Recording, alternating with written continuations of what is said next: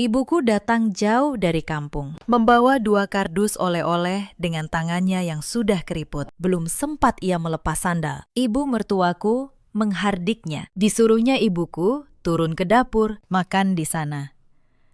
Karena katanya ada tamu penting di ruang tamu. Suamiku hanya menunduk. Tidak satu kata pun keluar dari mulutnya. Dan ibu mertuaku tersenyum, seolah baru saja melakukan hal yang wajar. Tapi malam itu, sesuatu di dalam dadaku patah untuk terakhir kalinya. Menantu yang selama 4 tahun selalu mengalah. Akhirnya berdiri. Aku mengusir ibu mertuaku keluar dari rumah ini. Rumah yang selama ini ia kira miliknya. Halo, sahabat. Selamat datang kembali di saluran cerita malam. Tempat kita merenung bersama tentang luka, kesabaran, dan harga diri yang akhirnya menemukan jalannya. Sebelum kita mulai, jika kamu pernah menelan air mata demi menjaga keutuhan rumah tangga, tinggalkan 1 kata di kolom komentar. Biar aku tahu kita tidak sendirian. Namaku Anissa. Usiaku 33 tahun. Aku seorang guru sekolah dasar di sebuah sekolah kecil di pinggiran Jakarta. Sudah 4 tahun aku menjadi istri. Dan 4 tahun pula aku belajar arti kata sabar. Rumah yang kami tinggali ada di kawasan Bintaro. Sebuah rumah 2 lantai dengan 3 kamar tidur dan halaman kecil di depan. Tidak mewah, tapi cukup. Rumah itu kubeli dengan cicilan dari gajiku sendiri, sedikit demi sedikit, selama bertahun-tahun sebelum aku menikah. Tidak banyak yang tahu hal itu. Bahkan, suamiku pun memilih melupakannya. Rumah ini punya arti khusus bagiku. Sejak kecil, aku tumbuh di rumah kontrakan yang sempit bersama ibuku. Ayahku meninggal ketika aku masih kecil, dan ibuku membesarkanku sendirian dengan berjualan kain di pasar. Setiap malam, aku melihatnya menghitung uang receh di bawah lampu temaram demi membayar sekolahku. Maka ketika aku mulai bekerja sebagai guru, aku berjanji pada diriku sendiri. Suatu hari, aku akan punya rumah sendiri. Rumah yang tidak bisa diambil siapapun. Aku menabung selama bertahun-tahun, menyisihkan setiap rupiah. Sampai akhirnya, aku bisa membeli rumah di Bintaro ini dengan cicilan. Rumah ini bukan sekedar bangunan. Ia adalah lambang dari setiap tetes keringat ibuku dan diriku. Itulah sebabnya, ketika Bu Ratna dengan mudahnya mengaku rumah ini milik keluarganya, ada sesuatu di dalam dadaku yang terluka lebih dalam daripada yang bisa kuungkapkan. Suamiku bernama Reza. Usianya 37 tahun. Ia bekerja di sebuah perusahaan dagang dengan gaji yang cukup, tapi tidak pernah benar-benar bertambah. Dulu, sebelum menikah, ia lembut dan penuh perhatian. Setelah menikah, ia berubah menjadi laki-laki yang selalu memilih diam. Diam ketika ibunya menyindirku. Diam ketika adiknya meminjam uang dan tak pernah mengembalikan. Diamede. Selalu diam. Kami punya seorang anak laki-laki, namanya Bima. Usianya 4 tahun, matanya bulat, pawanya nyaring, dan dialah satu-satunya alasan aku bertahan selama ini. Ibu mertuaku bernama Bu Ratna, usianya 60 tahun. Sejak hari pertama aku masuk ke keluarga ini, ia sudah menatapku seperti orang asing. Wajahnya selalu datar, mukanya seperti tembok. Tidak ada celah untuk dibaca. Lalu ada Wulan, adik ipar perempuanku. Usianya 29 tahun. Ia pandai bicara manis di depan dan pandai menusuk dari belakang. Wulan tinggal tak jauh dari kami dan hampir setiap minggu datang dengan 1 permintaan baru. Bapak mertuaku sudah lama tiada. Sejak itu, Bu Ratna memutuskan tinggal bersama kami. Awalnya, aku tidak keberatan. Aku pikir merawat orang tua suami adalah kewajiban seorang istri. Aku salah. Yang ia inginkan bukan dirawat. Yang ia inginkan adalah dihormati seperti ratu, sambil memperlakukanku seperti pembantu. Aku masih ingat awal mula semuanya. Ketika aku baru pindah ke rumah ini sebagai istri Reza, aku membawa serta semua tabunganku, semua harapanku. Aku berpikir, inilah keluarga baruku. Aku akan menyayangi mereka, dan mereka akan menyayangiku. Tapi sejak minggu pertama, Bu Ratna sudah menunjukkan siapa dirinya. Ia memeriksa caraku memasak dan selalu menemukan kesalahan. Garamnya terlalu banyak, Nasinya terlalu lembek, tehnya terlalu manis. Tidak pernah ada satu hari pun ketika ia berkata, "Masakanmu enak, Nak."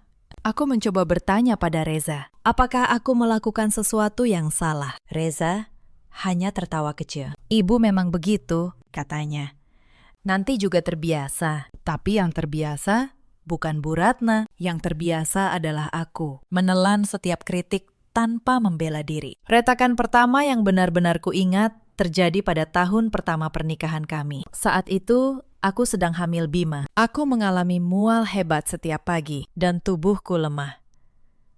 Suatu pagi, aku tidak sanggup bangun untuk menyiapkan sarapan. Bu Ratna masuk ke kamarku tanpa mengetuk. Ia berkata, perempuan hamil zaman dulu tetap bekerja di sawah, tidak manja seperti aku. Lalu ia menyuruhku bangun dan memasak, sementara perutku masih melilit. Aku bangkit. Aku memasak dengan tangan gemetar, dan Reza seperti biasa hanya memintaku untuk tidak membuat ibunya kesal. Hari itu aku belajar satu hal di rumah ini. Perasaanku tidak pernah dianggap penting. Yang penting hanyalah kenyamanan Bu Ratna. 4 tahun aku menahan diri. 4 tahun aku menelan setiap sindiran. Tapi malam ketika ibuku datang dari kampung, semuanya berubah. Hari itu langit Bintaro mendung. Ibuku mengabari lewat telepon bahwa ia akan datang. Sudah hampir setahun ia tidak bertemu cucunya. Suaranya gemetar menahan rindu. Aku menyambutnya di depan pintu. Tubuhnya lebih kurus dari yang kuingat. Tangannya penuh kantong, berisi keripik singkong, gula aren, dan kain batik yang ia tenun sendiri. Semua itu untuk Bima, katanya. Aku memeluknya erat. Aroma kampung masih melekat di bajunya. Aroma rumah, aroma masa kecil. Ibuku mengeluarkan kain batik yang ia tenun sendiri selama berbulan-bulan. Warnanya coklat keemasan, dengan motif yang ia buat khusus untuk Bima. Matanya berbinar ketika menyerahkannya. Ini untuk cucu ibu, katanya bangga. Ibu menenunnya sendiri.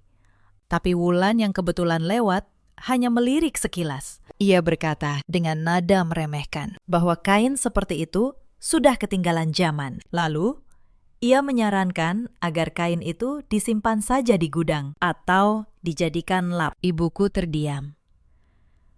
Senyumnya memudar. Kain yang ia kerjakan dengan penuh cinta dihina dalam sekejap. Aku mengambil kain itu dari tangan ibuku. Kupeluk erat-erat. Ini kain paling indah yang pernah kulihat, Bu, kataku. Lalu aku membawanya ke kamar Bima dan kupasang di dinding agar setiap hari anakku bisa melihat hasil cinta neneknya. Tapi belum sempat ibuku duduk, Bu Ratna keluar dari kamarnya. Ia menatap ibuku dari ujung kepala sampai ujung kaki. Lalu ia berkata dengan suara dingin, "Oh, ibunya Anissa. Ya, kalau mau makan, di dapur saja.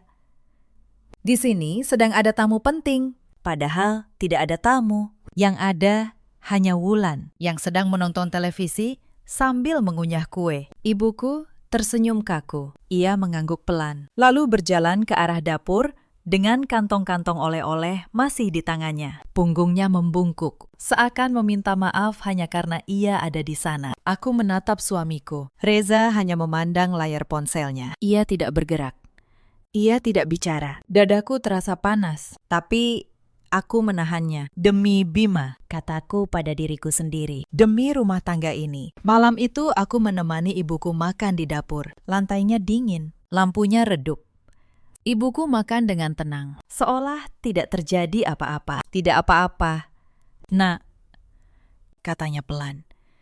Ibu sudah biasa makan di mana saja. Kata-kata itu menusuk lebih dalam daripada bentakan manapun. Karena ibuku tidak marah, ibuku hanya menerima. Dan justru itulah yang membuatku ingin menangis. Keesokan harinya, di sekolah, aku menceritakan semuanya kepada Aditya, rekan mengajarku sekaligus sahabat terbaikku. Ia mendengarkan dengan wajah serius, lalu menatapku lama. "Anissa," katanya, "kamu ini perempuan paling sabar yang pernah kukenal. Tapi sabar itu ada batasnya. Kamu menahan semua ini demi siapa? Demi orang-orang yang bahkan tidak menghargai ibumu sendiri." Aku terdiam.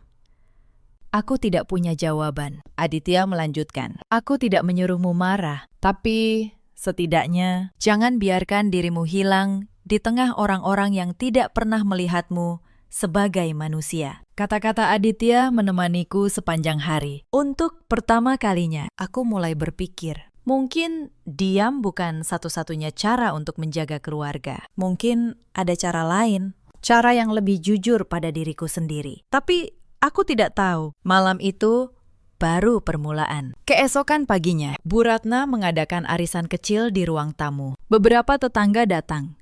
Aku menyuguhkan teh dan kue sebagaimana mestinya. Lalu salah satu tamu bertanya, "Rumah ini milik siapa?" Bu Ratna langsung menjawab dengan bangga. Katanya, "Rumah ini milik keluarga Reza." Katanya, ia dan almarhum suaminya yang membelikan untuk anak laki-lakinya. Aku berdiri di ambang dapur, menahan cangkir di tangan. Setiap kata itu adalah dusta, tapi aku tidak membantah, aku hanya tersenyum, lalu kembali ke dapur. Sebenarnya, sertifikat rumah ini tersimpan rapi di laci kamarku. Dan aku tahu persis nama siapa yang tertulis di sana. Tapi saat itu, aku belum siap membukanya. Malam itu, Reza pulang larut. Ketika ku ceritakan apa yang dikatakan ibunya, ia hanya mengangkat bahu. "Sudahlah, Nis," katanya.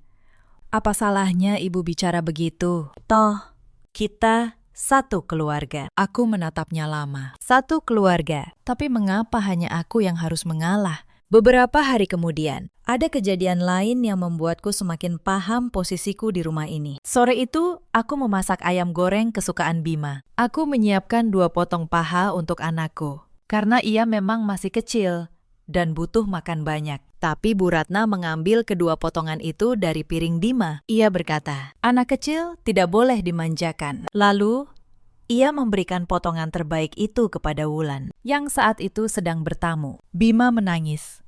Dan aku, sekali lagi, hanya bisa memeluknya sambil menahan amarah. Aku mulai menyadari sebuah pola. Apapun yang baik di rumah ini selalu mengalir ke arah Wulan dan Bu Ratna. Apapun yang berat selalu jatuh ke pundakku dan suamiku. Ia hanya menjadi penonton dari ketidakadilan itu. Lalu, ada urusan sekolah Bima. Aku sudah lama merencanakan untuk memasukkan Bima ke sebuah taman kanak-kanak yang bagus, tidak jauh dari rumah.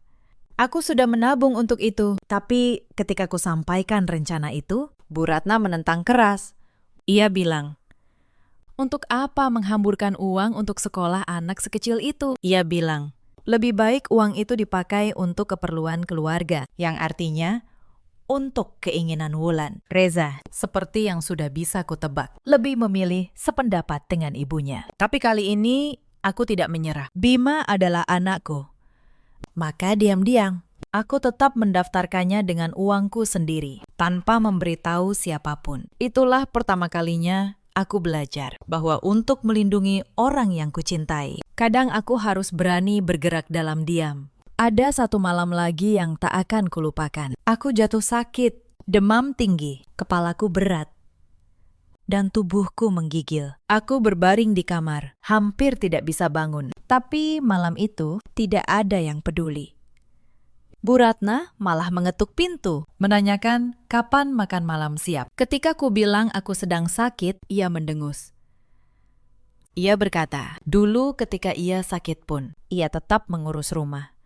Lalu ia menyuruh Reza membeli makanan dari luar sambil menggerutu soal istri yang manja. Yang merawatku malam itu bukan suamiku, bukan ibu mertuaku, tapi Bima kecil yang membawakanku segelas air dengan tangan mungilnya. Lalu duduk di sampingku sambil mengusap keningku. Anak 4 tahun itu lebih memahami arti kasih sayang daripada orang-orang dewasa di rumah ini. Sambil menahan demam, aku menatap wajah polos Bima, dan aku berjanji dalam hati, aku tidak akan membiarkan anakku tumbuh besar di rumah yang mengajarkan bahwa merendahkan orang lain itu boleh. Bahkan urusan Bima pun tak luput dari campur tangan Bu Ratna. Suatu kali Bima sakit panas. Aku ingin segera membawanya ke dokter, tapi Bu Ratna melarang. Ia bilang, anak kecil tidak perlu sering ke dokter, cukup diberi ramuan tradisional buatannya. Aku menolak. Aku tidak mau mempertaruhkan kesehatan anakku. Tapi Bu Ratna marah, menyebutku menantu yang sok tahu, yang tidak menghargai pengalaman orang tua. Akhirnya, diam-diam,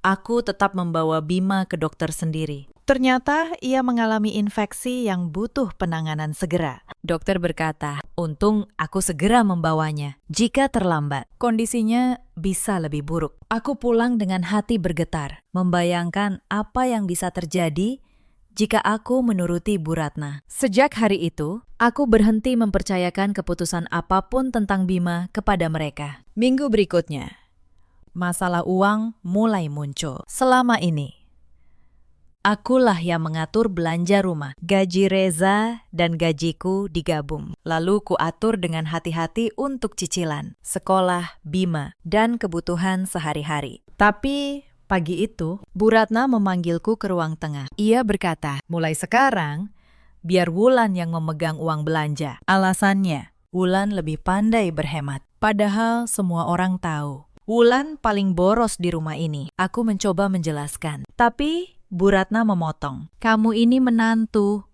Katanya tajam, jangan banyak mengatur. Di rumah ini, akulah orang tua. Aku menahan napas. Lalu kuserahkan uang belanja bulan itu kepada Wulan. Dalam 2 minggu, uang itu habis. Bukan untuk dapur, tapi untuk tas baru dan perawatan wajah Wulan di salon mahal. Ketika beras habis, ketika gas habis, semua orang menoleh kepadaku, seakan akulah yang lalai. Dan aku, sekali lagi, hanya diam dan menambalnya dengan uangku sendiri. Selain soal uang, ada tekanan lain yang tak kalah menyakitkan. Bu Ratna sering menyindir, karena aku baru punya 1 anak. Ia membandingkanku dengan menantu tetangga yang sudah punya 3 anak. Ia bilang, perempuan yang baik harus memberi banyak keturunan untuk keluarga suami. Padahal ia tahu, setelah melahirkan Bima, kesehatanku sempat menurun. Dokter pun menyarankan agar aku menunda kehamilan berikutnya. Tapi bagi Bu Ratna, alasan kesehatan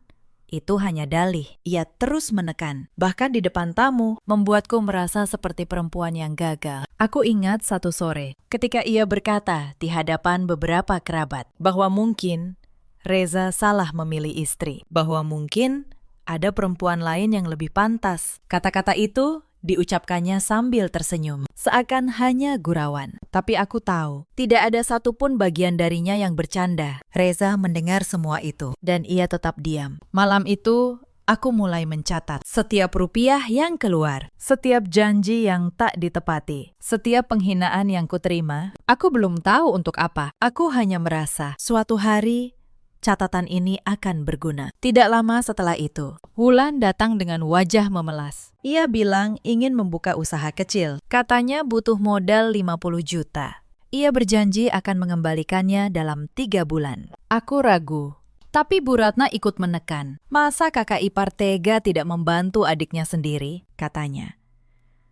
Reza pun hanya mengangguk-angguk, menyetujui ibunya. Akhirnya, aku meminjamkan uang itu. Uang yang sebenarnya kusimpan untuk biaya masuk sekolah Bima tahun depan. 3 bulan berlalu.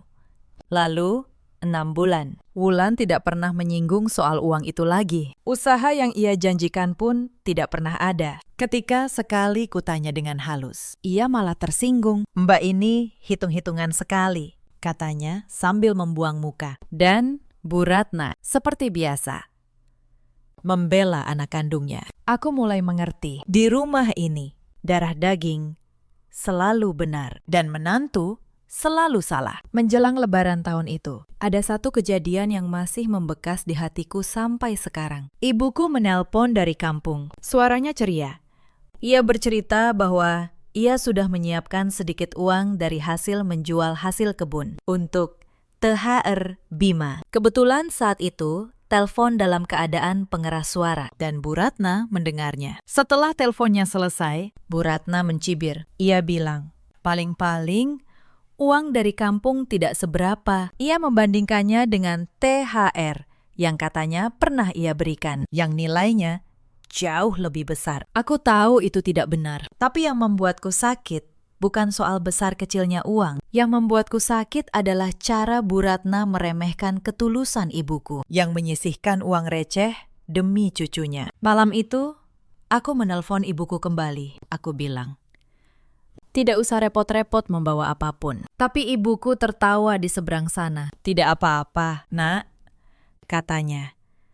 Ibu senang bisa memberi sesuatu untuk Bima. Dan aku menutup telepon sambil menahan air mata. Aku mulai mengerti. Di rumah ini, darah daging selalu benar. Dan menantu selalu salah. Dan yang lebih menyakitkan, kebaikan ibuku justru dijadikan bahan ejekan. Tak lama setelah itu, ada satu hal lagi yang membuatku terluka. Saat aku menikah dulu, ibuku memberiku sepasang gelang emas. Itu satu-satunya warisan berharga yang ia miliki. Hasil ia menabung bertahun-tahun. Gelang itu kusimpan baik-baik di kotak perhiasan. Suatu hari, gelang itu hilang dari kotaknya. Aku mencarinya kemana-mana. Lalu, beberapa minggu kemudian, aku melihat Wulan memakai gelang yang sangat mirip dalam sebuah acara keluarga. Ketika kutanya, Bu Ratna dengan santai mengaku. Katanya, ia yang memberikan gelang itu kepada Wulan sebagai hadiah. Karena Wulan adalah anak kandungnya.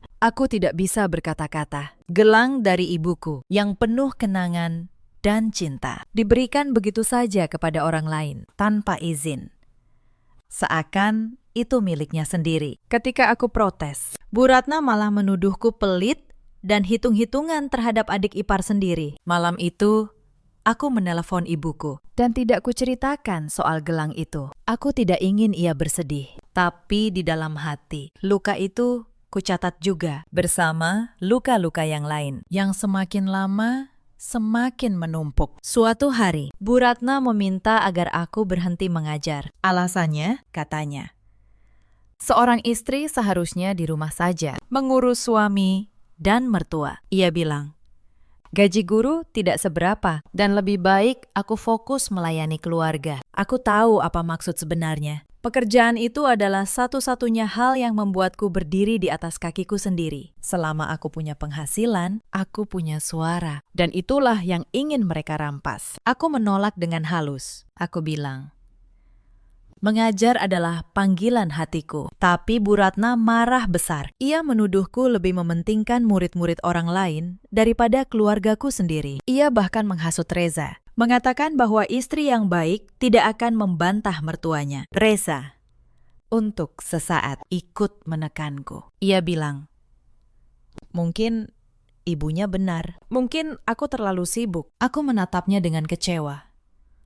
Sekolah itu, yang gajinya membayar cicilan rumah tempat mereka berteduh, kini dianggap sebagai pengkhianatan. Malam itu, aku memutuskan satu hal. Aku tidak akan berhenti mengajar, apapun yang terjadi. Karena aku tahu, jika aku menyerahkan kemandirianku, aku akan kehilangan diriku sepenuhnya. Tapi rangkaian penghinaan itu belum berhenti sampai di sana. Sebelum itu, ada satu peristiwa yang membuatku benar-benar membuka mata. Suatu hari, Bu Ratna kehilangan sebuah kalung emas miliknya. Ia panik dan menggeledah seluruh rumah. Lalu, tanpa bukti apapun, ia menunjuk ke arahku. Ia menuduhku mencuri kalung itu di depan Reza, di depan Wulan.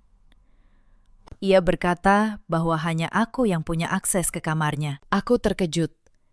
Aku tidak pernah sekalipun menyentuh barang-barangnya. Aku meminta agar kami mencari bersama dengan kepala dingin. Tapi Bu Ratna sudah terlanjur menudingku. Ia bahkan menyuruh Wulan memeriksa lemari dan tasku. Seakan aku ini seorang pencuri di rumahku sendiri. 2 hari kemudian, kalung itu ditemukan. Ternyata terselip di balik bantal Bu Ratna sendiri. Ia lupa pernah menyimpannya di sana. Tapi tidak ada satu kata maaf pun keluar dari mulutnya. Ia hanya berkata, ya sudah, ketemu kan?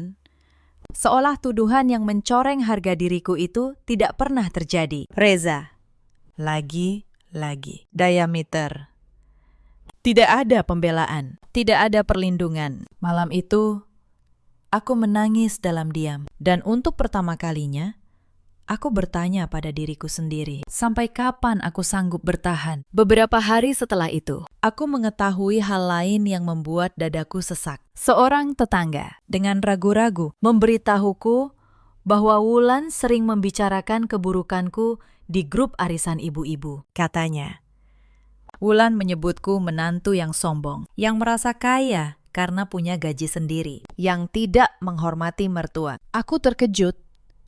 Selama ini, aku menahan diri di dalam rumah. Ternyata, fitnah tentang diriku sudah menyebar sampai keluar. Wulan dan Bu Ratna telah membangun cerita versi mereka sendiri, di mana akulah si jahat dan mereka korbannya. Aku ingin marah. Aku ingin mendatangi mereka satu persatu dan menjelaskan kebenarannya.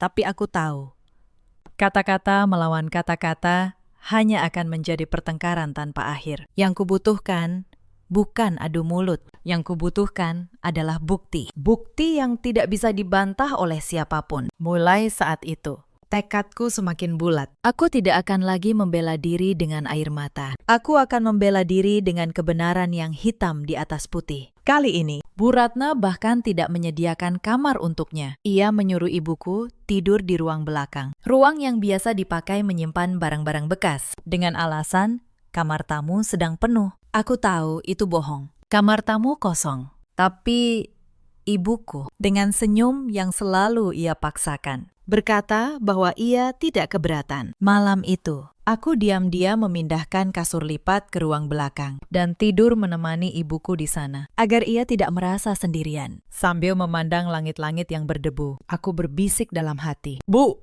maafkan aku. Suatu hari nanti, aku berjanji, kamu tidak akan pernah lagi tidur di ruangan seperti ini." Beberapa hari kemudian, Bu Ratna mengajakku bicara serius. Ia bilang, demi ketenangan keluarga, sebaiknya sertifikat rumah diatasnamakan Reza saja. Alasannya, agar tidak ada masalah di kemudian hari. Agar terlihat pantas, katanya, sebagai rumah laki-laki. Aku terdiam. Aku tahu betul, ini bukan soal ketenangan. Ini soal kepemilikan. Aku menjawab pelan bahwa urusan sertifikat tidak perlu diburu-buru. Bu Ratna langsung berubah wajah. Ia menuduhku tidak percaya pada keluarga sendiri. Ia bilang, aku perempuan licik yang menyembunyikan sesuatu. Pertengkaran itu memuncak beberapa hari kemudian. Bu Ratna mengumpulkan beberapa kerabat dekat di ruang tamu. Di hadapan mereka, ia menuntut agar aku meminta maaf. Karena katanya aku telah membantah dan tidak menghormatinya. Ia bahkan menyuruhku berlutut sebagai tanda penyesalan.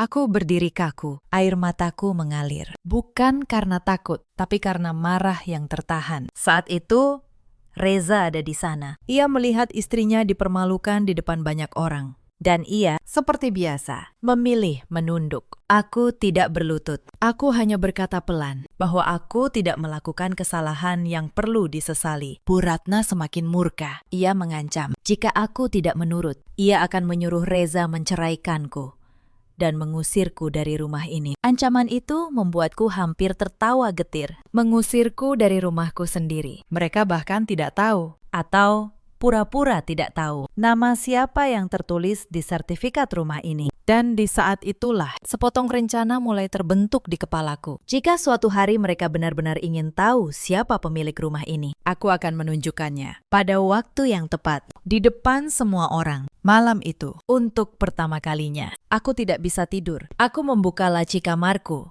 dan kupandangi sertifikat itu lama-lama. Di sana, jelas tertulis sebuah nama. Bukan nama Reza, bukan nama Bu Ratna. Aku menutup laci itu kembali. Belum waktunya, bisikku dalam hati.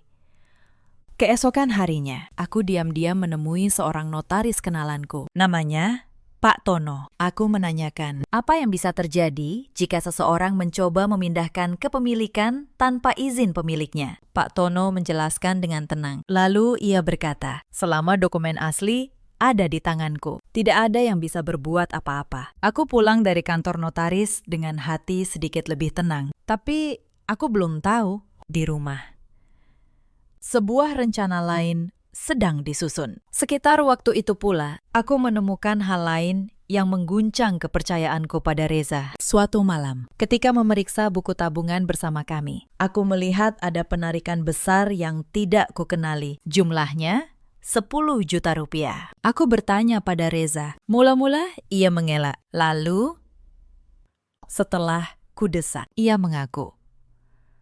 Ia memberikan uang itu kepada Wulan lagi. untuk menutupi utang adiknya tanpa bertanya kepadaku, tanpa berpikir bahwa uang itu juga hasil kerja kerasku. Aku tidak berteriak. Aku hanya menatapnya dengan kekecewaan yang dalam. Mas, kataku pelan. Itu juga uangku. Kenapa kamu tidak pernah menganggap pendapatku penting? Reza tidak menjawab.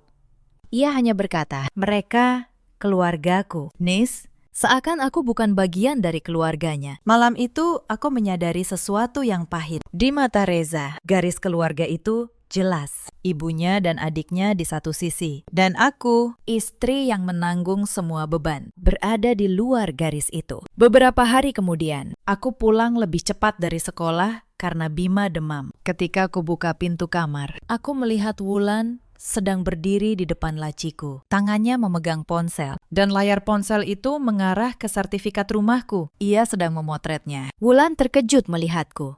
Ia buru-buru memasukkan sertifikat itu kembali. Mbak, aku cuma cari gunting, katanya tergagap.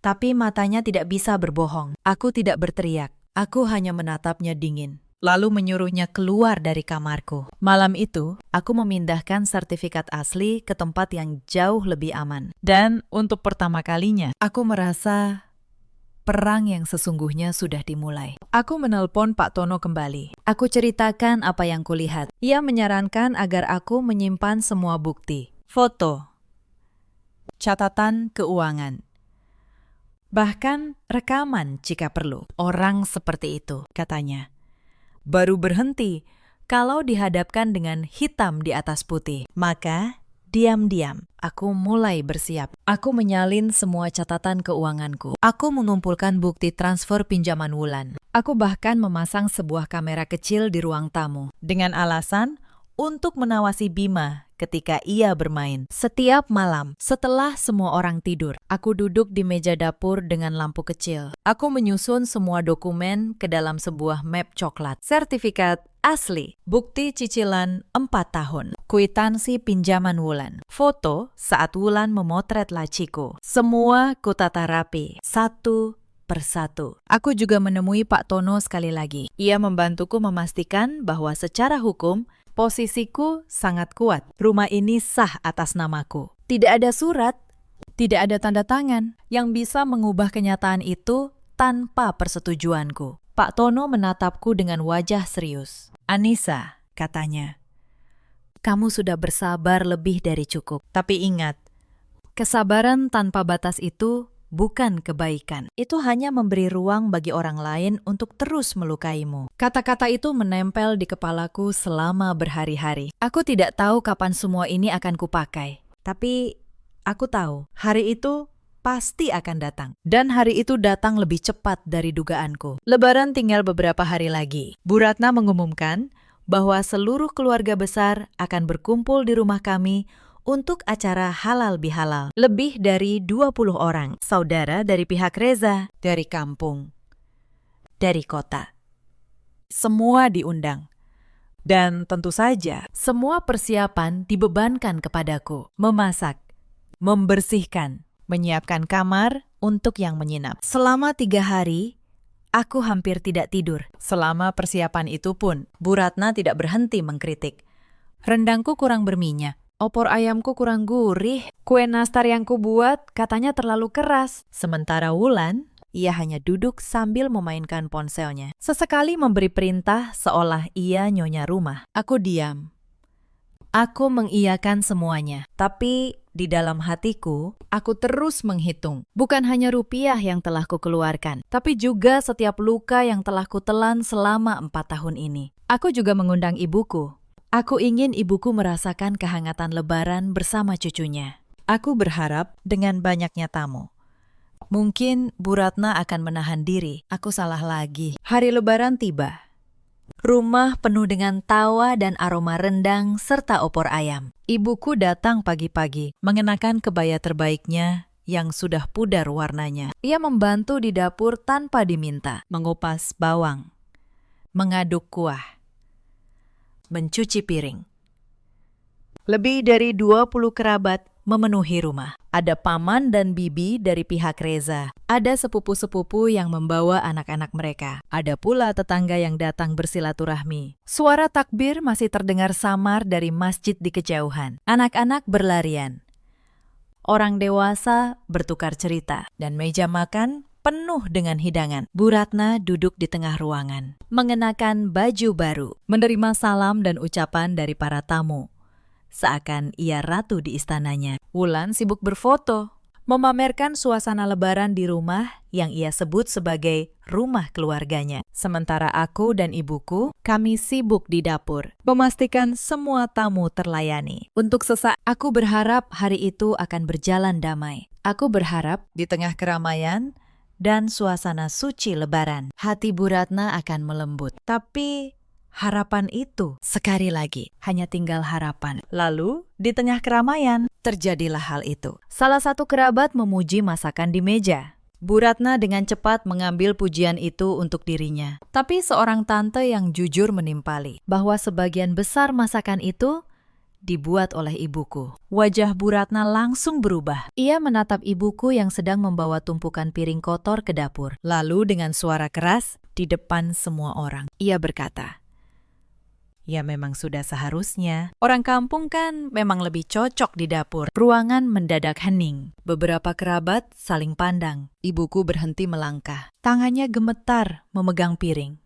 Kepalanya tertunduk, menahan malu di depan puluhan orang asing. Aku berdiri di sudut ruangan, dan saat itu sesuatu di dalam diriku benar-benar padam. Bukan terbakar, tapi padam, tenang, dingin. Seperti seseorang yang akhirnya tahu persis apa yang harus dilakukan. Aku berjalan menghampiri ibuku. Ku ambil piring dari tangannya yang gemetar. Ku letakkan piring itu di meja. Lalu ku pegang bahunya dan ku bimbing ia untuk duduk di kursi paling depan. Kursi tamu kehormatan. Seluruh ruangan memandangiku. Ibuku menatapku dengan bingung, mencoba menahanku, berbisik agar aku tidak membuat keributan. Tapi aku menggenggam tangannya dan berkata pelan, "Hari ini cukup, Bu. Ibu tidak akan duduk di dapur lagi. Tidak akan pernah lagi." Kupandang wajah ibuku yang lelah. Wajah yang selama ini selalu memilih mengalah demi aku. Dan di saat itu, semua keberanian yang selama 4 tahun kupendam akhirnya mengalir ke seluruh tubuhku. Bu Ratna terbelalak. "Apa-apaan kamu?" bentaknya. Aku tidak menjawabnya dulu. Aku berjalan ke kamar. Aku membuka tas dan ku keluarkan sebuah map coklat. Lalu aku kembali ke ruang tamu di hadapan seluruh keluarga besar yang masih terdiam. Reza berdiri. "Nis, kamu mau apa?" katanya panik. Aku menarik napas perlahan. Lalu aku berbicara tanpa meninggikan suara. Tapi setiap kata terdengar jelas di seluruh ruangan. "Sebelum acara ini dilanjutkan," kataku, "izinkan saya meluruskan satu hal. Tadi ibu mengatakan rumah ini milik keluarga Reza. Mari kita lihat.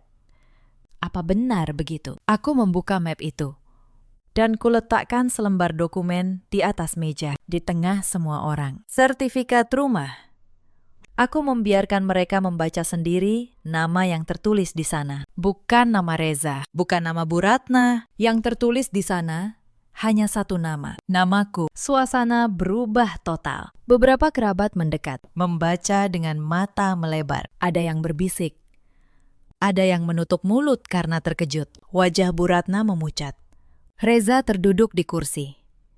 Tidak bisa berkata apa-apa. Bu Ratna mencoba membela diri. Ia bilang, dokumen itu pasti palsu. Ia bilang, aku memalsukannya. Tapi, seorang sepupu Reza yang kebetulan bekerja di bidang properti mengambil sertifikat itu, memeriksanya. Lalu mengangguk pelan. "Ini asli," katanya. Dan namanya jelas, Anissa. Bu Ratna terdiam. Untuk pertama kalinya selama 4 tahun, aku melihat wajah temboknya retak. Tapi aku belum selesai. Aku mengeluarkan lembar kedua. Catatan keuangan. 4 tahun cicilan rumah. Semuanya dibayar dari rekeningku. Aku letakkan lembar demi lembar, agar semua orang bisa melihat. Tanggalnya, jumlahnya. Semuanya tercatat rapi. Selama ini, kataku. Ibu mengatakan kepada para tetangga bahwa rumah ini dibeli oleh keluarga Reza. inilah kebenarannya. Setiap rupiah dibayar dari gaji saya sebagai guru. Lalu, aku menatap Wulan. Aku tunjukkan bukti transfer 50 juta kepadanya. Pinjaman ini, kataku, yang katanya untuk usaha. Sampai hari ini, belum ada usahanya. Yang ada hanya tas dan salon. Wulan menunduk. Wajahnya merah padam. Ia membuka mulut untuk membantah, tapi tidak ada satu kata pun yang keluar. Bukti itu terlalu jelas untuk dibantah. Lalu aku mengeluarkan ponselku. Tanganku tenang.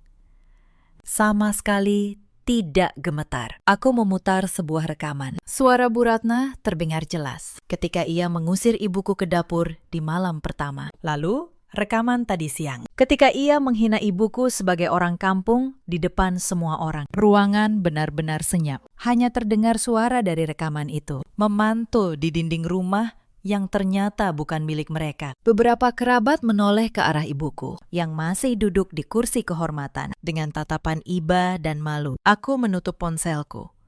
Lalu aku menatap Bu Ratna lurus-lurus. Bu, kataku tenang. Selama 4 tahun, saya diam.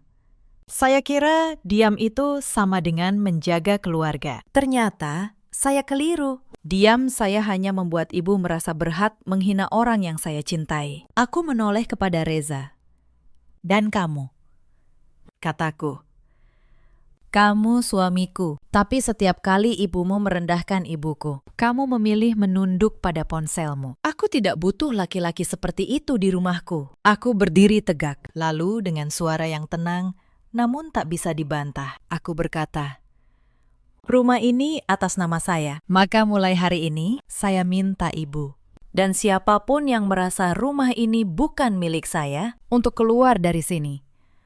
Lalu, aku menoleh ke seluruh ruangan, ke para kerabat yang masih terdiam. Saya minta maaf, kataku, karena hari raya ini harus menjadi seperti ini. Tapi saya sudah terlalu lama diam. Selama 4 tahun, saya menanggung semuanya sendiri. Cicilan rumah, kebutuhan keluarga, bahkan utang yang bukan milik saya. Saya melakukannya tanpa mengeluh, karena saya pikir itulah arti menjadi keluarga. Aku menarik napas. Tapi keluarga bukan tentang siapa yang paling berkuasa di rumah. Keluarga adalah tentang saling menghormati. Dan rumah ini, sejak hari ini, hanya akan diisi oleh orang-orang yang tahu cara menghormati. Bu Ratna mencoba berdiri. Ia berteriak, menyebutku menantu durhaka. Ia bilang, aku tidak punya rasa hormat, bahwa darah dagingnya yang membesarkan Reza. Tapi kali ini, tidak ada yang membelanya. Para kerabat yang tadi tertawa di mejanya, kini menundukkan kepala. Beberapa dari mereka justru memandang Bu Ratna dengan rasa jijik yang tak lagi disembunyikan. Seorang paman tua yang paling dihormati di keluarga itu berdiri perlahan. Ia menatap Bu Ratna, lalu menatapku. Anissa benar, katanya dengan suara berat. Kita semua sudah ikut menari di rumah orang yang kita rendahkan. Sebaiknya kita pulang. Satu persatu, para tamu mulai pergi. Tidak ada lagi tawa, tidak ada lagi pujian. Yang tersisa hanya rasa malu yang menggantung di udara. Beberapa kerabat perempuan sebelum pergi menghampiri ibuku. Mereka menggenggam tangannya, meminta maaf atas perlakuan yang ia terima. Salah satu dari mereka berkata bahwa ibuku adalah perempuan terhormat dan tidak pantas diperlakukan seperti itu. Ibuku hanya tersenyum. Matanya berkaca-kaca dan mengangguk pelan. Wulan pergi tanpa berani menatapku. Ia mengemasi tasnya dengan tergesa. Wajahnya menunduk dalam, menghindari tatapan para kerabat yang kini melihatnya dengan berbeda. Semua kebohongan yang ia sebarkan selama ini runtuh dalam satu sore. Bu Ratna mengemasi barang-barangnya dengan tangan gemetar. Mulutnya masih menggerutu, tapi tak ada lagi yang mendengarkan. Wajah temboknya yang selama ini begitu angkuh, kini terlihat tua dan rapuh. Untuk pertama kalinya, ia tampak seperti orang yang kalah. Reza mendekatiku di ambang pintu. Ia berkata pelan, "Miss, kita bisa bicarakan ini baik-baik." Aku menggeleng. Waktu untuk bicara baik-baik sudah lewat. Mas, kataku, sudah lewat 4 tahun yang lalu. Setiap kali kamu memilih diam. Ia tidak menjawab. Ia hanya mengambil tasnya dan pergi mengikuti ibunya. Malam itu, Rumah yang biasanya penuh sindiran, akhirnya sunyi. Tapi sunyi yang berbeda, sunyi yang lega. Aku duduk di dapur bersama ibuku. Kali ini bukan di lantai yang dingin, tapi di meja makan, di kursi yang layak. Aku memasakkan ikan goreng, sayur asem, dan sambal terasi kesukaannya. Ibuku menatapku lama, matanya basah. "Nak," katanya pelan, "ibu tidak pernah ingin kamu kehilangan rumah tanggamu karena ibu." Aku memegang tangannya yang keriput. "Bu," kataku, "aku tidak kehilangan apa-apa. Aku justru baru menemukan diriku kembali." Bima berlari kecil ke pangkuanku, membawa kain batik yang ditenun neneknya. Ia tertawa.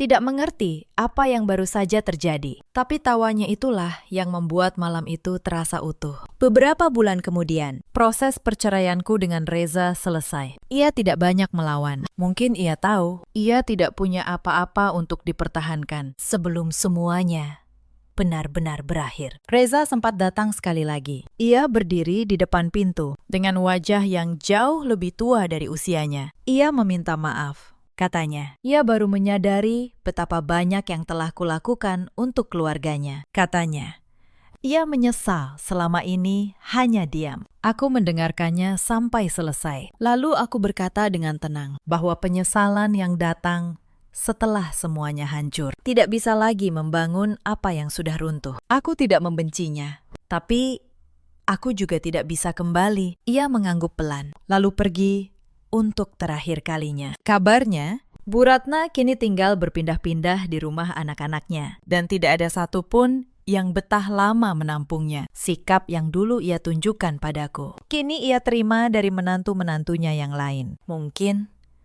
untuk pertama kalinya, ia merasakan bagaimana rasanya menjadi orang asing di rumah orang lain. Wulan, usaha yang ia impikan tidak pernah terwujud. Utangnya menumpuk di banyak tempat. Tas-tas mahal yang dulu ia pamerkan, satu persatu ia jual untuk menutupi kebutuhan. Tidak ada lagi yang mau meminjamkan uang padanya. Sementara Reza, ia hidup sendiri di sebuah kontrakan kecil. Kembali menjadi laki-laki yang selalu diam. Hanya saja, kini tidak ada lagi istri yang menanggung diamnya itu. Aku tetap di rumahku, di Bintaro. Aku masih mengajar di sekolah yang sama. Murid-muridku menyambutku setiap pagi dengan senyum. Dan di sanalah aku merasa paling dihargai. Setiap pagi, aku mengantar Bima, lalu berangkat dengan kepala tegak. Rumah yang dulu penuh dengan sindiran, kini penuh dengan tawa Bima dan aroma masakan ibuku. Setiap akhir pekan, ibuku datang dari kampung. Kali ini, ia disambut di ruang tamu, bukan di dapur. Ia duduk di kursi terbaik. Dan ketika tetangga datang bertamu, akulah yang dengan bangga memperkenalkannya. "Inilah ibuku," kataku. "Perempuan paling tangguh yang pernah kukenal." Malam-malam kami kini sederhana, tapi hangat. Ikan goreng, sayur asem, sambal terasi, suara Bima yang berceloteh, dan tawa ibuku yang akhirnya kembali setelah sekian lama hilang. Kadang, ketika malam sudah larut, dan Bima sudah tidur, aku duduk sendiri di teras rumah. Aku memandang halaman kecil yang dulu kuimpikan. Aku ingat semua air mata yang pernah kutelan di rumah ini. Tapi aku tidak menyesalinya, karena setiap luka itu pada akhirnya mengajariku untuk berdiri. Aku tidak lagi marah pada Bu Ratna, pada Wulan, atau bahkan pada Reza. Kemarahan hanya akan membebani hatiku. Yang kupilih sekarang adalah ketenangan. Ketenangan seorang perempuan yang akhirnya tahu nilai dirinya dan tidak akan pernah lagi membiarkan siapapun merampasnya. Cerita ini mengajarkan satu hal sederhana. Kesabaran itu mulia, tapi kesabaran yang membiarkan orang yang kita cintai diinjak-injak, itu bukan lagi kesabaran. Itu pengkhianatan terhadap diri sendiri. Jangan pernah diam ketika ibumu dihina, dan jangan pernah merasa rendah hanya karena seseorang berusaha membuatmu merasa begitu. Di luar sana, ada banyak perempuan yang seperti aku dulu, menelan air mata di dapur yang dingin, demi menjaga rumah tangga yang sebenarnya tidak pernah menghargai mereka. Kalian tidak salah, karena bersabar. Tapi kalian juga berhak berhenti ketika kesabaran itu sudah tidak ada gunanya. Ada juga banyak suami di luar sana yang seperti Reza.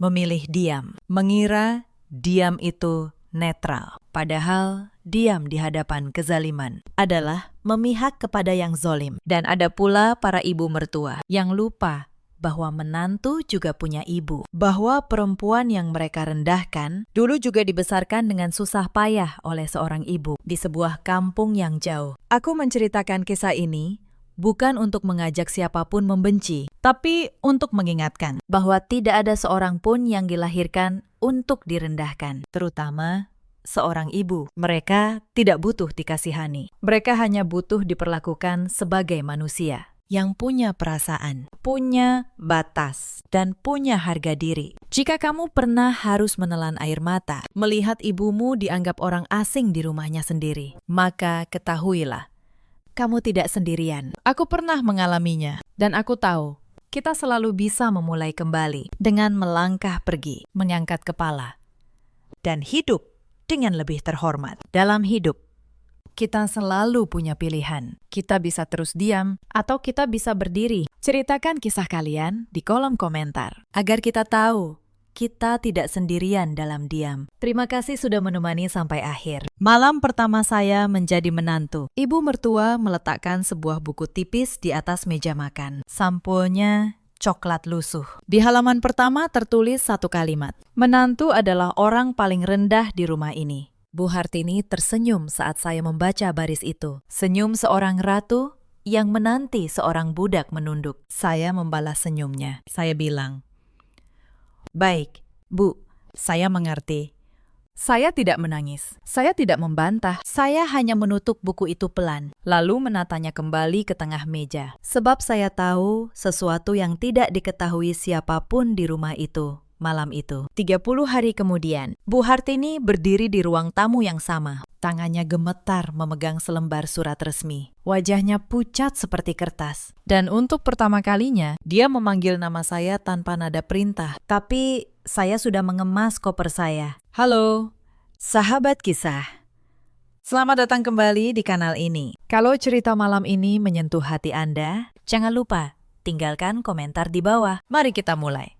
Nama saya Kirana Maheswari. Usia saya 31 tahun. Saya seorang notaris dan pejabat pembuat akta tanah. Kantor saya kecil, tapi milik saya sendiri, di sebuah gedung di kawasan Kuningan. Sudah 6 tahun, saya bekerja dengan tumpukan akta, sertifikat, dan perjanjian. Saya hidup dari satu prinsip sederhana di dunia ini. Suara bisa kalah, air mata bisa kering. Tapi tanda tangan di atas kertas yang sah tidak pernah berbohong. Saya menikah dengan Bayu pada usia 31. Bayu, pegawai bank, lelaki bertutur lembut, anak sulung keluarga Hartini. Kami bertemu di sebuah acara. Dia sopan, perhatian, tidak banyak bicara, tapi selalu mendengarkan. Saya yang sehari-hari berkutat dengan dokumen dan ketegasan, merasa lega menemukan seseorang yang tampak begitu tenang. Saya pikir inilah lelaki yang akan berdiri di samping saya saat melamar. Dia berkata, "Kami akan tinggal sebentar di rumah keluarganya di Bintaro. Hanya sampai kami siap." Saya mengangguk. Saya pikir tinggal bersama mertua adalah hal biasa. Tapi ada satu hal yang Bayu tidak tahu. Sesuatu yang baru saya sadari sendiri beberapa minggu sebelum pernikahan. Ketika undangan dicetak dan saya melihat alamat lengkap keluarganya tertulis di sana. Atbek di Bintaro itu. Saya mengenalnya. Saya pernah memegang dokumennya. Tapi saat itu saya memilih menutup mulut. Saya akan menceritakan kepada Anda apa artinya itu nanti. Untuk sekarang, ketahuilah. Hanya satu hal. Saya memasuki rumah itu bukan sebagai perempuan yang tidak tahu apa-apa. Saya keliru tentang satu hal saja. Bukan soal tinggal bersama mertua, tapi soal aturan yang menanti saya di balik pintu rumah itu. Dan soal seberapa jauh seorang ibu bisa menindas demi mempertahankan kuasanya. Dan seberapa diam seorang anak lelaki bisa saat ibunya menyakiti istrinya. Rumah keluarga Hartini bertingkat 2 di sebuah kompleks lama di Bintaro. Halamannya rapi, pagarnya tinggi. Dari luar, rumah itu tampak hangat. Di dalam, ada hierarki yang lebih kaku daripada kantor manapun yang pernah saya datangi. Di puncaknya, ada Bu Hartini, 60 tahun, punggung tegak. Suara datar yang tidak pernah naik karena tidak perlu naik. Dia tidak membentak, dia memerintah. Di bawahnya, ada Pak Gunawan, suaminya. 63 tahun, lelaki yang lebih sering diam daripada bicara. Lalu ada Sekar, adik Bayu. 29 tahun, yang memandang saya seperti memandang perabot baru yang belum tentu cocok dengan ruangan. Dan ada Bayu, suami saya, yang di rumah ini berubah menjadi anak kecil yang takut pada ibunya. Pagi pertama saya sebagai menantu dimulai pukul 5. Bu Hartini sudah berdiri di depan kamar saya. Dia tidak mengetuk, dia hanya berkata dari balik pintu. Menantu bangun paling awal. Dapur tidak menunggu siapapun. Saya bangun. Saya turun ke dapur. Mbak Asi, pembantu yang sudah belasan tahun ikut keluarga itu, menatap saya dengan iba. Dia berbisik, "Hati-hati, Bu Kirana, Ibu suka mengetes menantu baru." Saya tersenyum padanya. "Terima kasih, Mbak."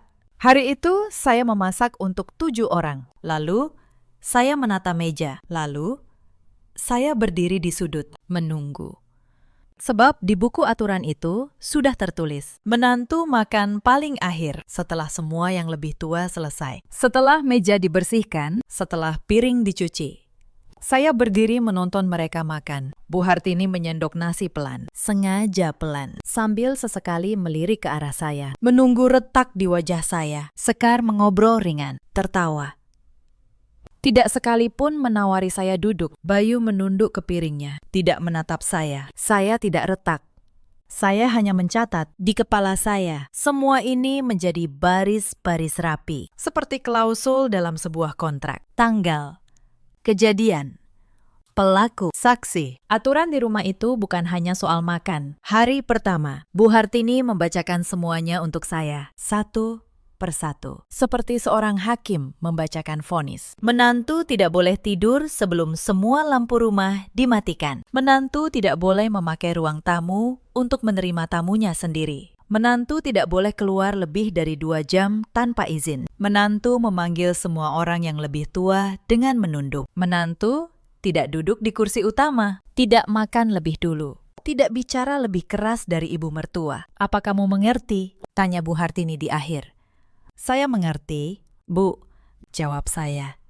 Saya benar-benar mengerti, lebih dari yang dia kira. Saya mengerti bahwa rumah ini dijalankan bukan dengan kasih, melainkan dengan rasa takut. Dan rasa takut, seperti utang, selalu punya tanggal jatuh tempo. Hanya ada 1 orang di rumah itu yang tidak ikut dalam permainan kekuasaan ini. Pak Gunawan, ayah mertua saya. Dia jarang bicara, tapi malam pertama itu, saat saya berdiri di sudut menunggu giliran makan, saya menangkap matanya menatap saya sekilas. Bukan dengan penghinaan seperti yang lain, tapi dengan sesuatu yang lebih mirip rasa malu. Seakan dia tahu ini salah, tapi sudah terlalu lama menyerah untuk melawan istrinya. Saya menyimpan detail kecil itu. Dalam setiap perkara, selalu ada satu saksi yang hatinya belum sepenuhnya tertutup. Pak Gunawan adalah saksi itu. Malam itu, ketika akhirnya saya boleh makan, nasinya sudah dingin, lauknya tinggal sisa. Saya makan dengan tenang di ujung meja, sendirian. Di dapur yang lampunya sudah setengah dipadamkan, Bayu lewat.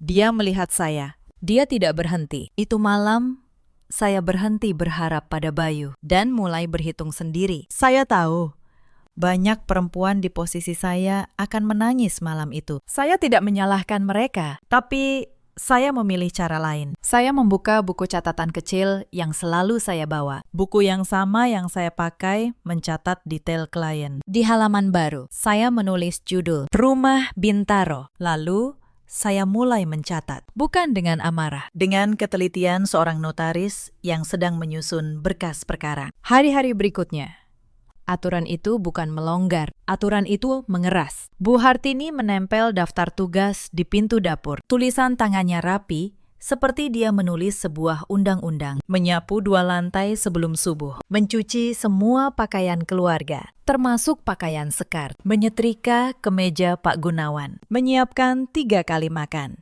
Tidak boleh keluar rumah tanpa izin lisan dari beliau. Bu, kata saya suatu pagi, setenang yang saya bisa. Saya punya pekerjaan. Kantor saya menunggu. Bu Hartini meletakkan cangkir tehnya. Dia menatap saya seakan saya baru saja mengucapkan sesuatu yang lucu. Pekerjaan. Ulangnya. Perempuan yang sudah bersuami tidak butuh pekerjaan. Tugasmu di rumah ini. Suamimu yang mencari uang. Saya melirik Bayu. Saya menunggu. Satu kata saja dari mulutnya. Satu kalimat yang membela istrinya. Bayu berkata pelan, ikuti saja dulu. Kirana. Ibu sudah tua. Jangan bikin ribut. Jadi begitu. Suami saya memilih perdamaian dengan cara mengorbankan saya. Saya mengangguk. Saya tidak melawan. Tapi sejak hari itu, saya mulai bangun lebih awal lagi. Bukan untuk menyapu, untuk membuka laptop, diam-diam di kamar. Menyelesaikan akta-akta klien saya sebelum matahari terbit. Kantor saya tidak boleh berhenti. Klien saya tidak boleh tahu apa yang terjadi di rumah ini. Ada satu pagi yang tidak akan saya lupakan. Saya bangun dengan demam tinggi. Kepala saya berat. Tubuh saya menggigil. Saya turun ke dapur sambil berpegangan dinding. Mbak Asih melihat saya dan langsung khawatir. Bu Kirana, ibu sakit. Istirahat saja, biar saya yang masak. Tapi Bu Hartini sudah berdiri di pintu dapur. Sakit bukan alasan, katanya datar. Aku dulu melahirkan pun tetap masak untuk mertuaku. Menantu zaman sekarang, manja sedikit-sedikit sakit. Lalu dia pergi, meninggalkan saya yang menggigil di depan kompor. Saya memasak pagi itu dengan tangan gemetar. Saya menahan mual. Saya menyelesaikan semuanya. Bayu melihat saya pucat di meja makan. Tapi dia hanya bertanya pelan, "Kamu nggak apa-apa?" Lalu kembali makan tanpa menunggu jawaban. Saya tidak menjawab. Saya hanya mencatat di dalam hati. Hari ketika saya demam, dan tetap disuruh melayani. Hari ketika suami saya bertanya, tapi tidak benar-benar ingin tahu. Saya tidak menangis. Tapi pagi itu, ada sesuatu yang patah dalam diri saya untuk terakhir kalinya. Bukan kesedihan, tapi keputusan. Saya tahu, saya tidak akan menghabiskan sisa hidup saya di rumah ini. Sebab dalam tumpukan akta yang saya kerjakan setiap subuh, ada satu berkas yang paling saya jaga. Berkas yang tak satupun orang di rumah ini tahu keberadaannya. Suatu sore, Sekar masuk ke kamar saya tanpa mengetuk. Dia membawa setumpuk pakaian kotor dan menjatuhkannya di lantai. "Mbak," katanya, sambil mengunyah permen. "Ini baju aku, cuci yang bersih, ya. Yang putih jangan dicampur. Mbak kan menantu, harusnya ngerti tugas." Saya menatap tumpukan itu. Lalu saya menatapnya. "Sekar," kata saya, "kamu punya 2 tangan yang sehat." Wajah Sekar berubah. Dia berlari ke bawah, mengadu pada ibunya. 5 menit kemudian, Bu Hartini berdiri di pintu kamar saya. Matanya berkilat. "Kamu menolak membantu adik iparmu. Beraninya. Menantu macam apa kamu ini? Di rumah ini tidak ada yang lebih tinggi dari aku. Dan kamu yang paling rendah. Jangan lupa itu." Saya berdiri. Saya membungkuk sopan. "Maaf, Bu." Lalu saya memungut pakaian Sekar dan mencucinya. Bukan karena saya takut, tapi karena belum waktunya. Setiap orang yang pernah membaca kontrak tahu satu hal. Jangan pernah bereaksi sebelum semua klausul tertulis lengkap. Malam itu, di buku catatan kecil saya, baris-barisnya bertambah. Sekar memerintah seperti majikan. Bu Hartini menyebut saya yang paling rendah. Di depan saksi, Mbak Asih. Tanggalnya saya tulis dengan jelas. Beberapa hari kemudian, ada hal kecil yang sebenarnya tidak kecil. Saya menerima honor dari sebuah akta besar yang saya kerjakan. Jumlahnya lumayan. Saya menyimpan amplopnya di laci kamar. Sore harinya, amplop itu hilang. Saya tidak langsung menuduh. Saya bertanya pada Mbak Asih. Dia menggeleng, takut. Lalu malam itu di meja makan, Bu Hartini berkata santai, Oh, uang di kamarmu. Sudah ibu ambil. Menantu di rumah ini tidak boleh pegang uang sendiri. Semua dikelola ibu, itu aturannya. Kamu butuh apa? Minta sama ibu. Saya menatapnya. Uang dari keringat saya. Dari pekerjaan yang katanya tidak saya butuhkan. Kini ada di tangan beliau. Bayu. Seperti biasa. Menunduk ke piringnya. Baik. Bu, kata saya. Lalu, di buku catatan saya, baris baru.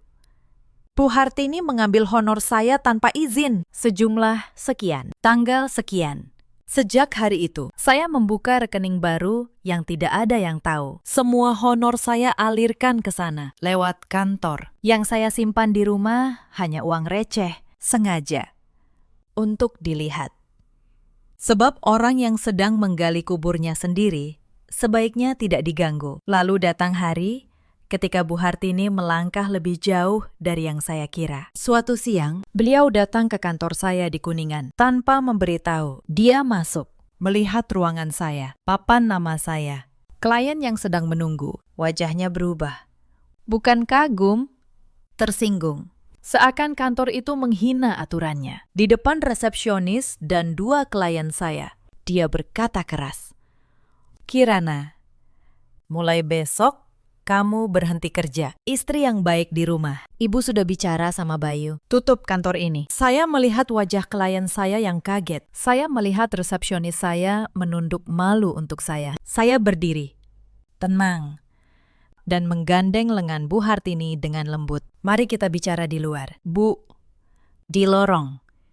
Saya berkata pelan tapi tegas. "Bu, ini tempat kerja saya. Ada hukumnya kalau seseorang mengganggu jalannya usaha. Saya tidak akan menutup kantor ini. Tidak hari ini.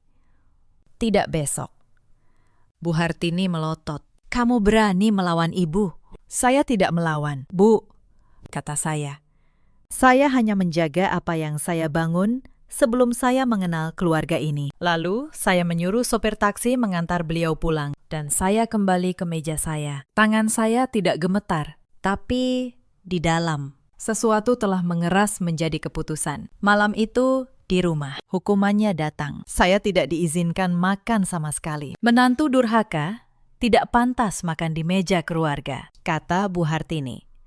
Saya naik ke kamar dengan perut kosong. Bayu mengetuk pintu tengah malam, membawa sepiring nasi yang dia curi diam-diam dari dapur. "Maaf, Kirana," bisiknya. Saya menerima piring itu, tapi saya tidak menyentuhnya. Bukan karena tidak lapar, tapi karena saya sadar sepiring nasi yang dicuri diam-diam bukanlah pembelaan. Itu hanya rasa bersalah yang ingin merasa lebih baik. Minggu kedua, keadaan menanjak lagi. Bu Hartini mengadakan arisan keluarga besar. 20 tamu, saudara dari Jawa Tengah, tetangga kompleks, ibu-ibu sebaya. Saya disuruh memasak sejak subuh. Rendang, opor, sambal goreng, semua sendirian. Mbak Asi membantu diam-diam ketika Bu Hartini tidak melihat. Saat tamu datang, saya tidak diperkenalkan sebagai menantu. Saya diperkenalkan sebagai ini yang bantu-bantu di rumah. Seorang ibu tamu bertanya, "Oh, asisten baru." Bu Hartini, dan Bu Hartini hanya tersenyum, tidak membantah. Saya berdiri di dapur, mendengar tawa mereka dari ruang tamu. Saya membawa nampan demi nampan. Saya menuang teh. Saya membereskan piring kotor. Tidak ada satupun dari keluarga itu yang menyuruh saya duduk. Bayu di antara para tamu tertawa. Seolah istrinya tidak sedang menjadi pelayan di rumahnya sendiri. Ketika tamu terakhir pulang, malam sudah larut. Punggung saya nyeri. Tangan saya bau bumbu. Saya duduk sebentar di tangga dapur. Mbak Asi duduk di sebelah saya. Dia berkata lirih, "Bu Kirana, kenapa ibu tahan? Menantu lain sudah lari dari dulu." Saya menatap dinding di depan saya. "Mbak Asi," kata saya pelan. "Ada orang yang melawan dengan teriakan. Ada yang melawan dengan diam. Saya memilih yang kedua, karena yang kedua tidak meninggalkan jejak yang bisa dipakai melawan saya nanti." Mbak Asih tidak mengerti, tapi dia mengangguk. Dan sejak malam itu, dia menjadi mata dan telinga saya di rumah itu. Beberapa hari setelah arisan, saya menemukan hal lain. Keluarga ini punya grup percakapan keluarga di ponsel. Semua ada di sana. Bayu, Bu Hartini, Sekar. Bahkan sepupu-sepupu jauh. Semua, kecuali saya. Suatu malam saya melihat ponsel Bayu menyala. Di grup itu, mereka membahas jadwal acara. Bahkan membahas saya. Sekar menulis. Menantu baru itu sombong, mentang-mentang notaris. Bu Hartini membalas, sabar. Sebentar lagi dia tahu posisinya. Saya tidak marah. Saya hanya memotret layar itu diam-diam. Lalu saya menutup mata sebentar. Diasingkan dari sebuah keluarga yang memaksa saya melayani mereka. Itu jenis kekejaman yang paling halus. Mereka ingin tenaga saya, tapi tidak menganggap saya manusia. Lalu ada malam yang hampir membuat saya benar-benar lepas kendali. Bu Hartini kehilangan sebuah gelang emas, 2 batang. Warisan katanya, tanpa bertanya, tanpa mencari. Dia langsung berdiri di depan kamar saya. Pasti kamu, katanya. Suaranya bergetar marah. Sejak kamu masuk rumah ini, barang-barang hilang. Menantu pendatang, kembalikan gelang ibu. Tuduhan mencuri di depan Sekar, di depan Bayu, di depan Mbak Asih. Saya merasa darah saya naik, tapi saya menahannya. Saya berkata pelan, Bu, saya minta satu hal. Periksa kamar ini sekarang, di depan semua orang. Buka lemari saya, koper saya, semuanya. Saya tidak mau ada keraguan. Mereka memeriksa. Tentu saja tidak ada apa-apa. 2 hari kemudian, Mbak Asih menemukan gelang itu terselip di balik laci meja rias Bu Hartini sendiri. Tidak ada permintaan maaf. Bu Hartini hanya berkata, ya sudah, ketemu. Untung tidak hilang. Seakan tuduhan mencuri yang dia lemparkan ke wajah saya tidak pernah terjadi.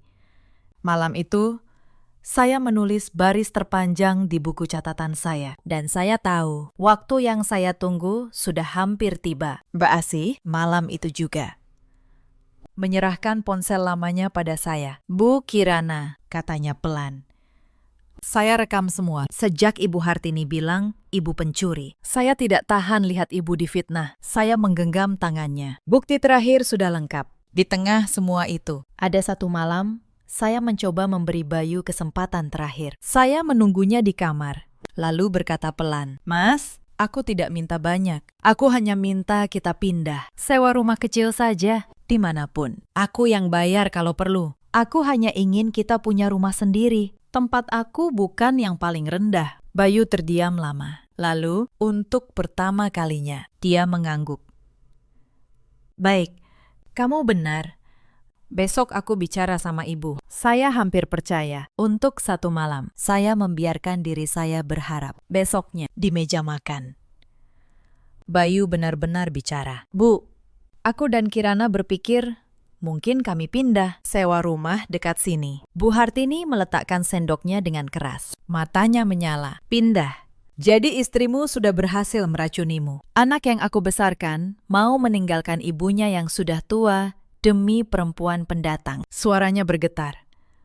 Lalu dia menutup wajahnya. Pura-pura menangis. Kalau kamu pindah, anggap saja kamu bukan anakku lagi. Dan Bayu, suami saya. Lelaki yang semalam berjanji, langsung luruh. Bukan begitu, Bu. Maksudku tidak jadi. Kami tetap di sini. Maafkan aku. Dia bahkan tidak menatap saya saat mengatakannya. Saya meletakkan garpu saya pelan. Saya tidak berkata apa-apa. Tapi di dalam, harapan terakhir itu padam, tenang, seperti lilin yang ditiup. Saya sudah memberinya pintu. Dia memilih menutupnya sendiri. Mulai detik itu, saya berhenti memandangnya sebagai suami yang perlu diselamatkan. Saya mulai melihat semuanya sebagai sebuah perkara yang tinggal menunggu putusan. Dan keluarga Hartini belum berhenti. Justru ketika krisis utang menekan, mereka menjadi semakin nekat. Suatu pagi, 2 orang asing datang ke rumah, membawa pita ukur dan map. Mereka mulai mengukur ruangan, mencatat luas tanah, memotret sudut-sudut rumah. Saya bertanya pada Mbak Asih, siapa mereka? Dia berbisik, orang dari agen properti. Bu, Nona Sekar yang panggil. Katanya mau menilai harga rumah. Saya berdiri di lantai atas, menatap mereka dari balik tirai. Mereka berencana menjual rumah yang aktanya ada di brankas kantor saya. Menjual sesuatu yang bukan milik mereka. Tanpa tahu pemilik sebenarnya sedang berdiri di lantai 2 menonton. Sekar menemui agen itu di ruang tamu. Bicara dengan percaya diri. Pokoknya, secepatnya laku. Keluarga kami butuh dana. Surat-suratnya nanti diurus. Ada di ibu saya. Saya hampir tertawa getir. Surat-suratnya. Mereka bahkan tidak tahu surat asli rumah ini sudah berpindah tangan 3 tahun lalu. Yang mereka pegang hanya fotokopi lama dan keyakinan yang keliru. Saya turun dengan tenang. Saya menyapa agen properti itu dengan sopan, lalu berkata, Pakistan. Sebelum Bapak melanjutkan, saya sarankan, periksa dulu status hukum tanah ini di kantor pertanahan, demi keamanan Bapak sendiri. Kadang rumah keluarga tidak sesederhana yang terlihat. Agen itu mengernyit, lalu pamit. Berjanji akan mengecek dulu. Sekar menatap saya penuh kebencian. Kenapa Mbak ikut campur? Saya tidak ikut campur. Sekar, kata saya. Saya hanya tidak mau ada orang tertipu. Itu kebiasaan lama saya. Malam itu, Bu Hartini memarahi saya habis-habisan karena mengusir agen properti. Kamu sengaja menghalangi keluarga ini keluar dari masalah, teriaknya. Kamu memang ingin kami hancur. Saya berdiri diam, menerima semua kata itu. Saya tidak membela diri. Karena membela diri sekarang berarti membuka kartu terlalu cepat. Dan kesabaran bagi saya. Bukan kelemahan. Kesabaran adalah jarak antara penghinaan dan keadilan. Semakin panjang jaraknya, semakin pasti keadilannya. Mereka mengira mereka sedang menjual rumah keluarga. Sebenarnya, mereka sedang menulis bukti terakhir untuk perkara mereka sendiri. Dan malam itu, saya tahu.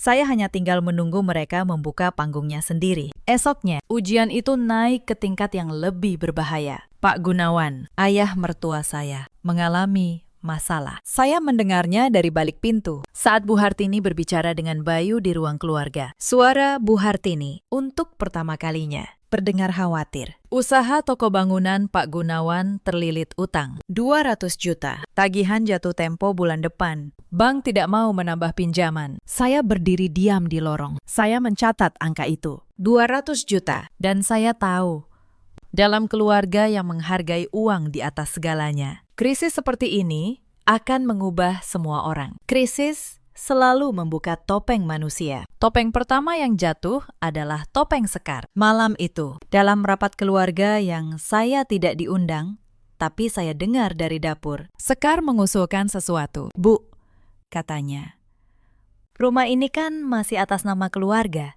Kenapa nggak dijual saja? Atau diagunkan ke bank? Toh Mas Bayu sudah punya istri yang katanya kerja. Biar dia yang nanggung kontrakan. Saya hampir tertawa di dapur. Rumah ini. Mereka berencana menjual rumah ini untuk menutupi utang. Sambil membicarakan saya seperti dompet cadangan. Bu Hartini menyahut. Jangan dulu jual rumah. Rumah ini harga diri keluarga. Kita cari cara lain. Lalu suaranya merendah. Dan saya tahu kalimat berikutnya ditujukan tentang saya. Menantu itu notaris katanya. Dia pasti punya tabungan. Suruh Bayu bicara baik-baik. Atau kalau perlu, suruh dia tanda tangan jadi penjamin. Disitulah saya berhenti hanya mencatat. Disitulah saya mulai bergerak. Keesokan paginya, Bayu mendatangi saya. Wajahnya kikuk. Dia berkata bahwa keluarga sedang kesulitan. Bahwa sebagai menantu yang baik, sebagai istri yang berbakti, sudah sepantasnya saya membantu. Dia menyodorkan selembar kertas. Surat pernyataan kesediaan menjadi penjamin utang Pak Gunawan. Di bawahnya, kolom tanda tangan. Tanda tangani saja, Kirana, katanya. Ini demi keluarga kita. Saya mengambil kertas itu. Saya membacanya pelan, dari atas sampai bawah. Seperti saya membaca ratusan dokumen setiap minggu. Lalu, saya berkata, Mas, surat ini menjadikan saya penanggung jawab penuh utang 200 juta. Kalau Bapak tidak bisa bayar, harta saya yang disita. Kantor saya, tabungan saya. Bayu tampak terkejut sesaat, lalu dia menutupinya. Ibu yang menyusun suratnya. Katanya itu yang adil. Adil. Saya menyimpan kata itu di kepala saya. Saya tersenyum pada Bayu. Beri saya waktu sampai akhir minggu. Mas, saya pelajari dulu. Bayu mengangguk lega. Mengira saya akan menurut. Dia tidak tahu. Mulai detik itu, saya bukan lagi menantu yang dia kira. Sepanjang minggu itu, saya bekerja dalam diam di kantor. Saya mengeluarkan satu map dari brankas. Map yang sudah saya siapkan jauh sebelum pernikahan ini. Di dalamnya ada 3 dokumen. Yang pertama, perjanjian pranikah. Ditandatangani Bayu dan saya di hadapan notaris rekan saya. 2 minggu sebelum akad. Bayu menandatanganinya tanpa benar-benar membaca. Sibuk dengan persiapan pesta. Isinya jelas. Harta saya sebelum dan selama pernikahan adalah milik saya sepenuhnya. Tidak bercampur. Tidak bisa diganggu utang pihak manapun. Yang kedua, lebih penting. Sebuah akta. Saya membukanya dan membaca lagi baris yang sudah saya hafal. Rumah di Bintaro itu. Rumah keluarga Hartini. Rumah tempat saya disuruh makan paling akhir. Dan dipanggil yang paling rendah. 3 tahun lalu, sebelum saya mengenal Bayu. Keluarga Hartini hampir kehilangan rumah itu karena tunggakan ke seorang rentenir. Yang membeli surat-suratnya lewat perantara. Lewat sebuah firma. Adalah seorang investor properti diam-diam. Investor itu membiarkan keluarga Hartini tetap tinggal. Asal membayar sewa bulanan yang mereka kira adalah cicilan bank. Investor itu adalah saya. Mereka tidak pernah tahu. Bahkan Bayu tidak tahu. Ketika saya bertemu Bayu, saya tidak tahu dia anak dari keluarga yang rumahnya saya pegang aktanya. Saya baru menyadarinya beberapa minggu sebelum pernikahan. Ketika saya melihat alamat Bintaro di undangan, saya bisa membatalkan semuanya saat itu. Tapi saya memilih diam. Saya memilih melihat. Manusia menunjukkan wajah aslinya saat dia merasa berkuasa atas orang yang dia kira lemah. Dan keluarga Hartini sudah menunjukkan wajah asli mereka. Lengkap. Berhari-hari dengan banyak saksi. Dokumen ketiga adalah rekaman. Bukan rekaman gelap yang saya curi, tapi catatan jujur, Mbak Asi, tanpa saya minta. Mulai merekam suara dengan ponsel lamanya setiap kali Bu Hartini merendahkan saya di depan tamu. Dia melakukannya karena dia kasihan. Dia bilang, suatu hari mungkin Bu Kirana butuh bukti. Saya punya semua yang saya butuhkan. Tanggal, kejadian, saksi, akta, perjanjian, semuanya hitam di atas putih. Hari Kamis sore, saya menyempatkan diri menemui Pak Reza, rekan saya. Seorang advokat yang sudah saya percaya bertahun-tahun. Kami duduk di kafe kecil dekat kantor. Saya membuka map coklat itu di hadapannya. Saya menceritakan semuanya. Buku aturan, makan paling akhir, honor yang diambil, tuduhan mencuri, surat penjamin yang mereka paksakan. Pak Reza membaca dokumen-dokumen itu satu persatu, lalu menatap saya. Kirana, katanya, dengan semua ini, kamu bisa menghancurkan keluarga itu sepenuhnya. Akta atas namamu, perjanjian pranikah, rekaman, saksi. Secara hukum, kamu bisa mengusir mereka dari rumah itu besok pagi. Dan tidak ada yang bisa menghentikanmu. Saya menatap cangkir kopi saya yang sudah dingin. Saya tahu, Pakistan. Lalu apa rencanamu? Saya terdiam lama. Lalu saya berkata, saya tidak ingin menghancurkan mereka. Pakistan. Saya hanya ingin satu hal. Saya ingin Bu Hartini untuk satu kali saja dalam hidupnya merasakan bagaimana rasanya berdiri di lantai yang paling rendah. Bukan untuk membalas, tapi supaya dia mengerti. Supaya dia berhenti melakukannya pada perempuan berikutnya. Pak Reza tersenyum tipis. Itulah kenapa kamu notaris yang baik. Kirana, kamu tahu bedanya antara keadilan dan dendam. Dia menutup map itu. Saya siapkan semua dokumen pendukungnya. Kapanpun kamu butuh, tinggal telepon. Saya pulang sore itu dengan hati yang aneh. Tidak ada kemenangan di sana. Hanya ketenangan dingin seseorang yang tahu bahwa segalanya akhirnya akan kembali pada tempatnya. Yang tersisa hanya satu, memilih waktu. Bu Hartini sendiri yang memberikan waktu itu kepada saya. Akhir minggu, dia memanggil seluruh keluarga besar untuk berkumpul. Lagi-lagi rumah penuh. saudara dari Jawa Tengah, tetangga, ibu-ibu arisan. Tapi kali ini bukan untuk arisan. Bu Hartini berdiri di tengah ruang tamu, dan saya tahu dari caranya berdiri, dia menyiapkan pertunjukan. Pertunjukan untuk mempermalukan saya di depan semua orang, dan memaksa saya menandatangani surat penjamin itu di hadapan saksi sebanyak mungkin. Saudara-saudara, kata Bu Hartini, suaranya lantang, menikmati semua mata yang tertuju padanya. Kalian semua tahu, keluarga kita sedang diuji. Dan di saat seperti ini, kita tahu siapa yang berbakti dan siapa yang durhaka. Dia menoleh pada saya, jarinya menunjuk. Menantu saya ini, notaris, punya uang, tapi pelit pada keluarga suaminya. Disuruh bantu sedikit, dia berhitung. Inikah menantu yang kalian sebut baik? Hari ini, di depan kalian semua, saya minta dia menandatangani surat ini, supaya semua tahu dia memang bagian dari keluarga ini. Atau dia keluar dari rumah ini malam ini juga. Ruangan hening. 20 pasang mata menatap saya. Sekar tersenyum sinis di pojok. Bayu menunduk. Tidak berani menatap siapapun. Pak Gunawan duduk diam dengan wajah letih. Saya berdiri dari kursi saya. Pelan. Saya tidak gemetar. Saya melangkah ke tengah ruangan, ke tempat Bu Hartini berdiri, penuh kemenangan. Saya membawa map coklat di tangan saya. Bu Hartini, kata saya. Suara saya tenang, jernih, terdengar sampai sudut ruangan. Sebelum saya menandatangani apapun, izinkan saya juga bicara di depan keluarga besar. Karena Ibu benar, hari ini memang hari yang baik untuk semua orang tahu kebenaran. Bu Hartini mengernyit. Ini di luar naskahnya. Saya membuka map. Saya mengeluarkan lembar pertama. Ini perjanjian pranikah. Ditandatangani Mas Bayu dan saya di depan notaris sebelum akad.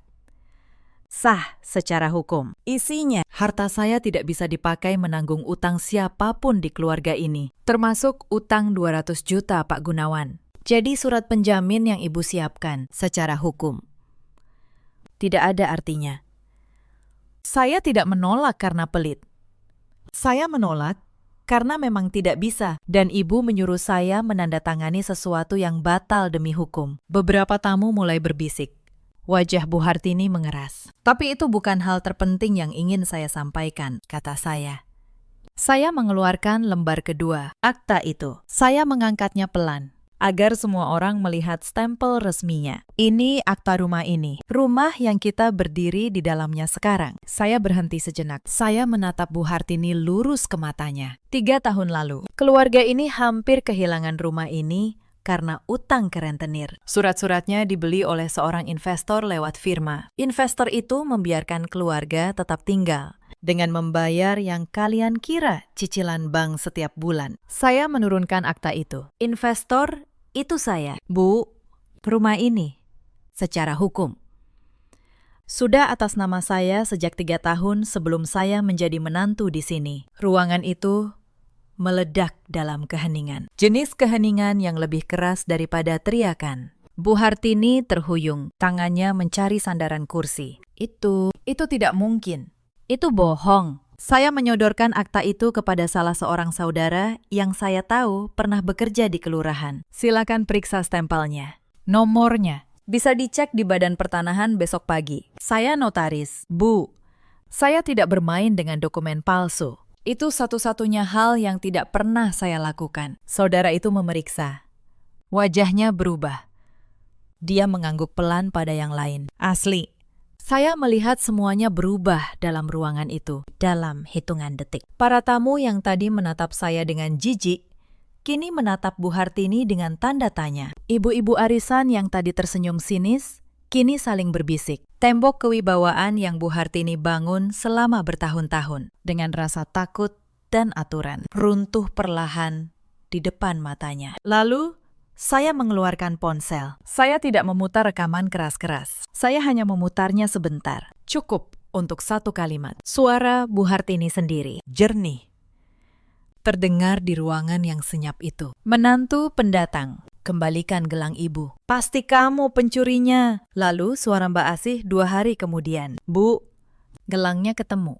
Di laci ibu sendiri. Saya mematikan rekaman. Saya tidak akan memutar sisanya. Bu, kata saya pelan. Masih banyak. Tentang honor saya yang ibu ambil. Tentang ibu yang datang ke kantor menyuruh saya berhenti kerja di depan klien saya. Tentang saya yang diperkenalkan sebagai pembantu pada tamu-tamu ini. Tapi saya rasa semua orang di sini sudah cukup mengerti. Sekar berdiri, suaranya melengking. Kakak menipu kami. Kakak menikahi Mas Bayu untuk merebut rumah ini. Saya menoleh padanya dengan tenang. Tidak. Sekar. Saya menikahi Bayu karena saya pikir saya mencintainya. Saya baru tahu rumah yang aktanya saya pegang adalah rumah keluarganya beberapa minggu sebelum akad. Saya bisa pergi saat itu. Saya memilih tinggal dan selama sebulan. Kalian semua menunjukkan kepada saya siapa kalian sebenarnya. Saya disuruh makan paling akhir, dipanggil yang paling rendah, diperkenalkan pada tamu sebagai pembantu, dituduh mencuri tanpa bukti, disuruh menjamin utang yang bukan urusan saya. Bahkan kalian berencana menjual rumah yang sudah bukan milik kalian. Semua itu ada catatannya, ada rekamannya, ada saksinya di ruangan ini. Saya menutup map saya. Saya tidak perlu mempermalukan siapapun lebih jauh. Saya hanya ingin satu hal jelas. Mulai besok, status rumah ini saya serahkan ke pengacara saya, Pak Reza, untuk diatur ulang secara resmi. Bu Hartini jatuh terduduk di kursi. Untuk pertama kalinya sejak saya mengenalnya, suaranya pecah. Kamu mau mengusir kami? Saya menatapnya. Dan di sini, di puncak segalanya, saya tidak merasa menang. Saya hanya merasa lelah. Tidak. Bu, saya bukan ibu. Saya tidak akan mengusir orang tua ke jalan. Walaupun ibu pernah mengancam mengusir saya malam ini juga. Saya berbalik menghadap seluruh ruangan. Keluarga ini boleh tetap tinggal. Tapi dengan satu syarat, tidak ada lagi buku aturan. Tidak ada lagi orang yang paling rendah. Di rumah ini, semua orang makan di meja yang sama, pada waktu yang sama. Soal utang 200 juta, Pak Gunawan, saya akan bantu menyelesaikannya. Bukan karena saya penjamin, tapi karena Pak Gunawan, satu-satunya orang di rumah ini yang tidak pernah ikut merendahkan saya. Pak Gunawan mengangkat wajahnya, matanya basah. Dia tidak berkata apa-apa, tapi dia mengangguk dalam dan lama. Seperti seseorang yang akhirnya melihat menantunya untuk pertama kali. Lalu, saya menoleh pada Bayu, suami saya. Lelaki yang berdiri di antara 20 orang dan tidak pernah satu kali pun membela istrinya. Mas Bayu, kata saya. Suara saya pelan sekarang. Tidak marah, hanya getir. Aturan ibu, aku bisa lawan. Penghinaan keluarga, aku bisa simpan dan balas dengan kertas. Tapi diammu, Mas, selama sebulan ini, saat aku berdiri di sudut menunggu makanan dingin, saat aku diperkenalkan sebagai pembantu di rumahmu sendiri, itu satu hal yang tidak ada aktanya, tidak ada pasal yang bisa memperbaikinya. Bayu mengangkat kepala. Kirana, aku tidak tahu kamu. Maafkan aku.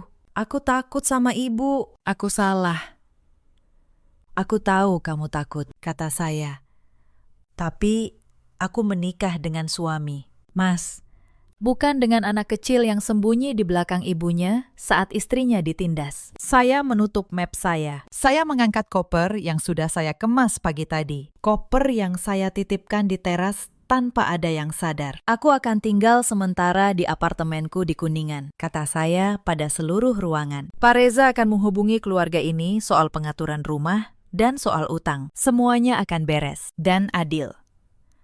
Adil yang sebenarnya. Bu Hartini, bukan adil versi buku coklat itu. Saya berjalan ke pintu.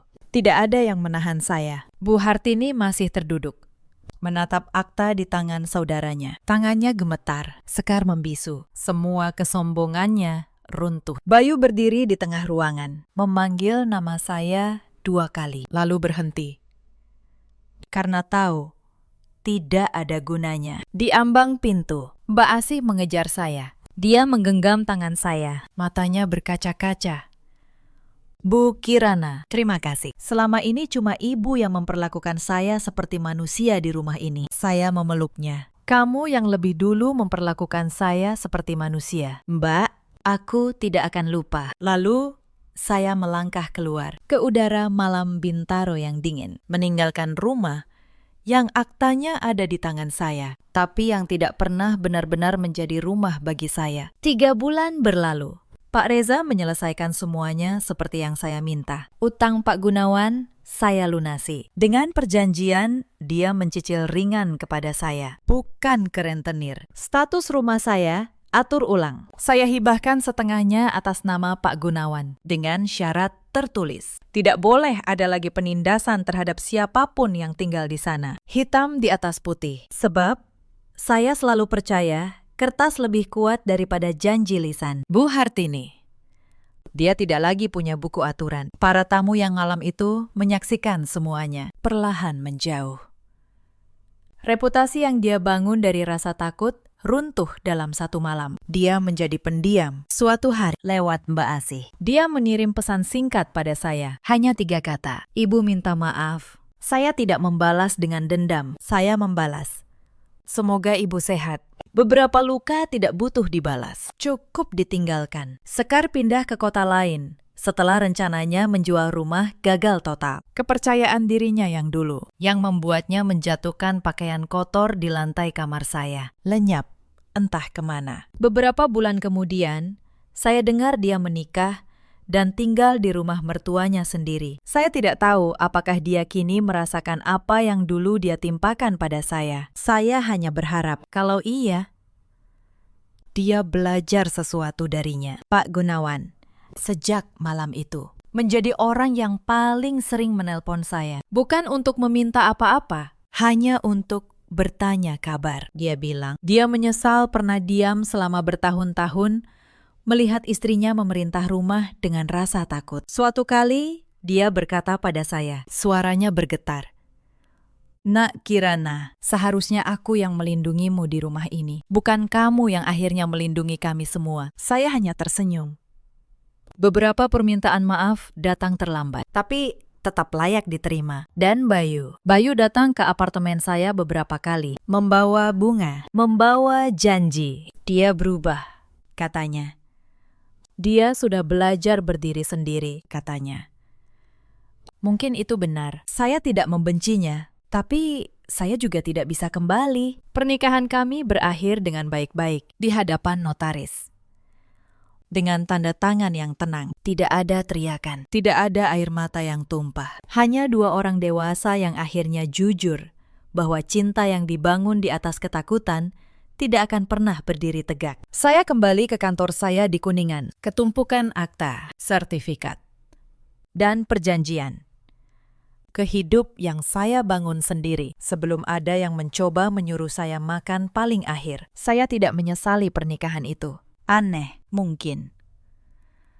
Tapi dari sana saya belajar sesuatu yang tidak diajarkan oleh ratusan dokumen yang pernah saya tangani. Bahwa kertas memang kuat, tapi yang membuat kertas itu berguna bukan tinta dan stempelnya, melainkan keberanian untuk menggunakannya saat tiba waktunya. Banyak perempuan memegang hak mereka di tangan, lalu menyerahkannya begitu saja karena takut dianggap durhaka, dianggap tidak tahu diri, dianggap menantu yang buruk. Di luar sana, ada banyak perempuan yang seperti saya dulu, berdiri di sudut dapur, menunggu giliran makan, menelan harga diri demi menjaga sebuah keluarga yang tidak pernah menganggap mereka bagian dari keluarga. Cerita ini untuk kalian. Kalian tidak harus berteriak untuk dihargai, tapi kalian juga tidak boleh diam selamanya. Pelajari hak kalian, simpan bukti, dan ketahuilah, martabat itu bukan sesuatu yang diberikan orang lain pada kalian. Itu sesuatu yang kalian pertahankan sendiri. Cerita ini mengajarkan satu hal. Kehormatan dalam sebuah keluarga tidak datang dari aturan yang dipaksakan. Dari siapa